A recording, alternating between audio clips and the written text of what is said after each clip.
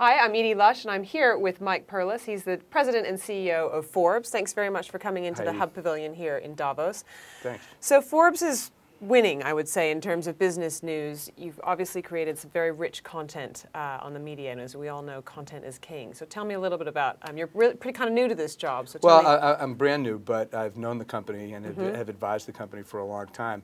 And I do think we're winning, and I think we're winning because we have the ability to distribute our content across multiple platforms. We were very early to the internet.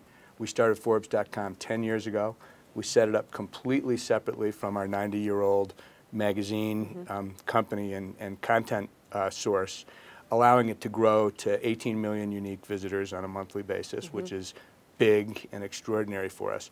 But now, as media and content have begun to converge again, we've put the two businesses together.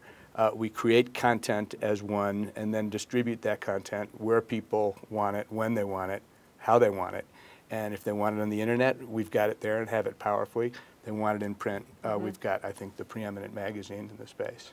Tell me a little bit about how you think the world of journalism is changing, because as a journalist, it's been quite a difficult career at times. Kind of it goes, up and down, and with everybody blogging and everybody having their own view, and then with CEOs having their own blogs. How do you where do you rate? How do you? It's interesting. Everybody can be a publisher. Everybody can be a content producer today. Here we are, and it doesn't look like it, but we're in a tent somewhere. I'm not sure exactly, or is it an igloo? I'm not sure. It's one of those things. But in a world where everybody can be a content producer, a media authority like Forbes has to deliver content across what I'd call a continuum. And we gather content from everywhere.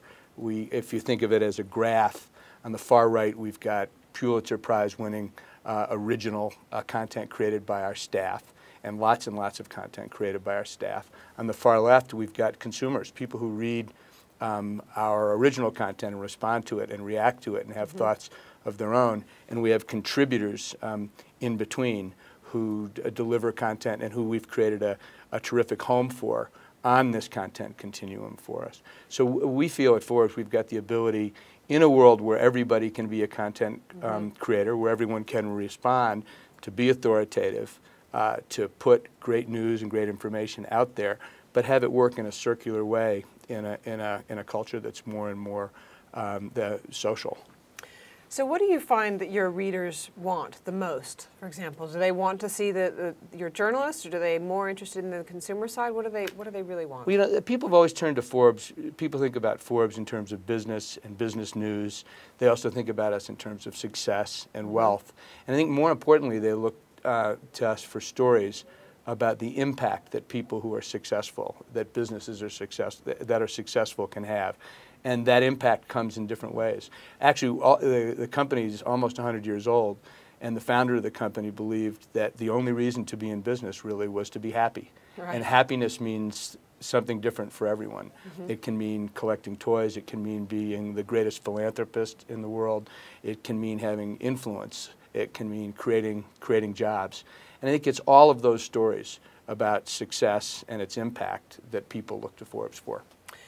And obviously the world has changed in terms of who the important players are. We've gone from having the U.S., the Western world be at the preeminent spot, to eyes moving to the East. And how does that affect how you do business? Forbes has a very strong presence in Asia.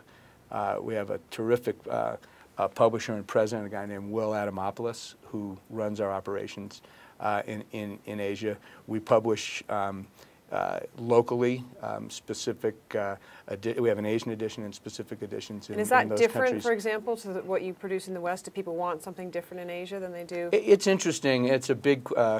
We publish in over 20 countries, so it's different in each of those countries. But what each of our publishers have is the right to publish whatever we create in the U.S. edition. Of course, we control how that appears and what the quality characteristics are and so forth, but they complement what they take from what we do in the U.S. with local journalism created locally by local journalists.